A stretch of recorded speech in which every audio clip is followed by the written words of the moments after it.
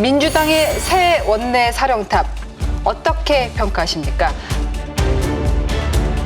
다양한 목소리가 나오려면 일단은 다양한 목소리가 존재해야 돼요. 그런데 다양한 목소리를 존재하지 못하게 한 게 이번에 공천이었거든요. 그러니까 다양한 목소리가 나올 수가 없는 겁니다. 없는 게 어떻게 나와요? 있어야지 나오지. 이런 상황이고, 그러니까 당연히 찬반 투표가 되는 거고, 이건 공산당 투표거든요. 민주당은 제가 볼 때 민주적 정당이 아닙니다. 굉장히 이상한 운동권 정당이고, 그것도 민주주의 국가의 운동권이 아닌 굉장히 전체주의 국가의 운동권의 모습을 닮았거든요. 그러다 보니까 뭐가 되냐면 우리 자유민주주의 시스템 있지 않습니까? 시스템에 대한 공격이 지금 시작되고 있다는 겁니다. 예를 들어가지고 이번에 박찬대 이분도 뭐라고 했습니까? 법사위 양보하지 못한다 그랬죠. 윤석열 대통령이 거부권을 행사한 법원을 개원 즉시 재추진하겠습니다. 책임 있는 국회 운영을 위해 법사위와 운영위를 민주당 몫으로 확보하겠습니다. 민주당이 더 단단해지고 더 강해질 수 있도록 시간을 쪼개며 일하겠습니다. 민주당에서 총선 압승한 다음에 법사위 갖고 있다가 나중에 잘못했다고 또 내놨다가 이번에 또 다시 가져가겠다라는 거 아니겠습니까? 법사위를 갖다 야당한테 준다는 것은 대화와 타협으로 문제를 풀겠다라는 일종의 합의인데 그 합의를 깨겠다는 거예요. 공개적으로 깨겠다라고 아주 공언을 하거든요. 근데 두 번째로는 뭐냐, 국회의장 같은 경우에도 보십시오. 국회의장은 우리가 법으로 정해놓은 거 아니겠습니까? 국회라는 것은 한쪽에 힘으로 몰아붙이는 게 아니라 대화와 타협을 통해서 협상을 통해 가지고 문제를 해결하는 그런 집단이다. 그렇기 때문에 그곳에서만은 국회의장이 중립적이어야 된다. 그런 이유에서 국회의장이 되면 당적을 이탈하는 게 전통 아니겠습니까? 그런데 민주당에서 지금 국회의장에 출마하겠다고 나선 모든 사람들이 공공연하게 하는 게 뭐냐면 나는 중립적으로 운영하지 않겠다라는 거예요. 나는 당파적으로 운영하겠다. 당파적으로 운영하겠다.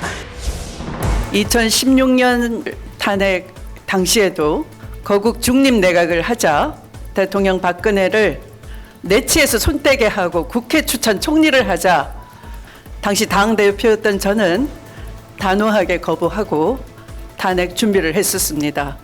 2016년과 같은 일이 우리 역사에 되풀이 된다면 국회가 절대 민심과 동떨어진 그러한 불행한 결론을 내려서는 안 된다 이렇게 생각합니다.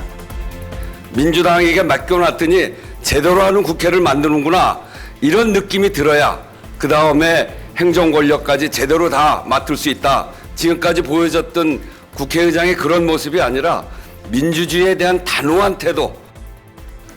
대통령의 9차례에 걸친 거부권 행사 엄중 경고하고 이런 일이 없도록 반드시 저지하겠다라는 말씀을 드렸습니다.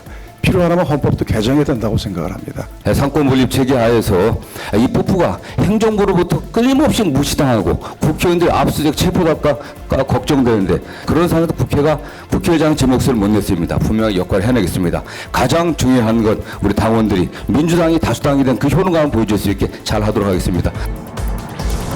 이걸 갖다 추미애 이분은 원래 그런 분이고 정성호 이분도 사실 원래 안 그런 분인데 덩달아 지금 그러고 있고요. 조정식 이분도 지금 덩달아 그러는데 이런 사태가 어디 있을 수 있습니까? 전 세계 국가에서 국회의장 출마하면서 나 당을 갖다 말이죠. 국회를 갖다 당파적으로 운영하겠습니다. 우리 당을 위해서 운영하겠습니다라고 공언하는 그런 집단이 어디 있습니까?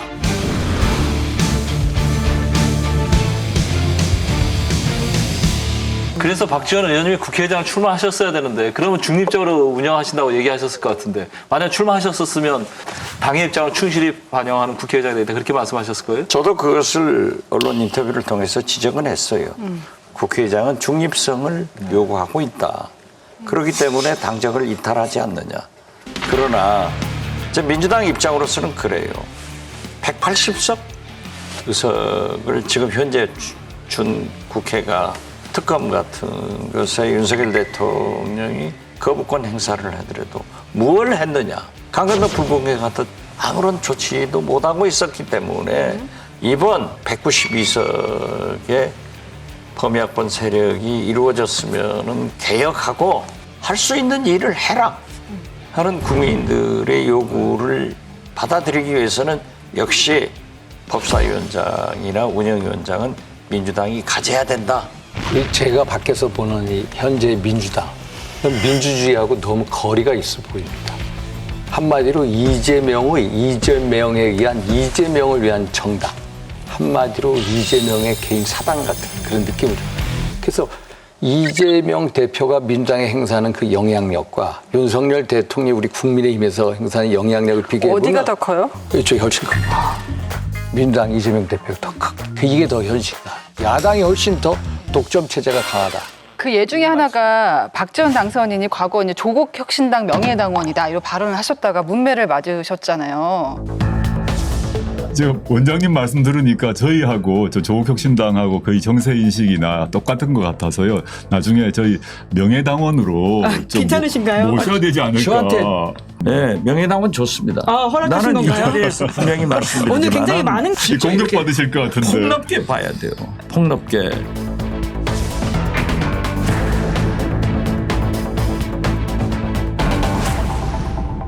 뭐 문맥까지는 많지는 않지만 문자부터 많이 받지 않으셨어요?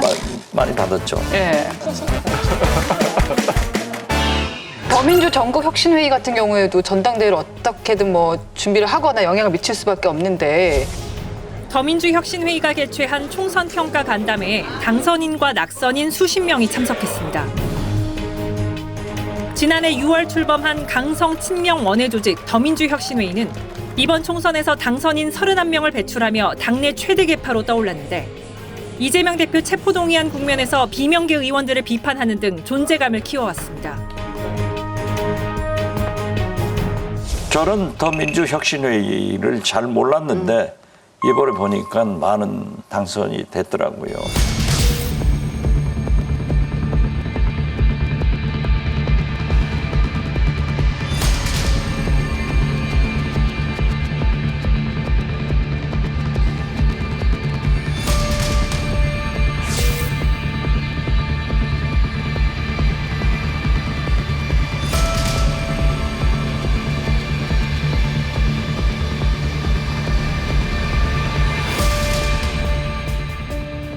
제가 보기에는 이재명의 그 호위무사 그룹 같아요. 여기 더민주혁신회가.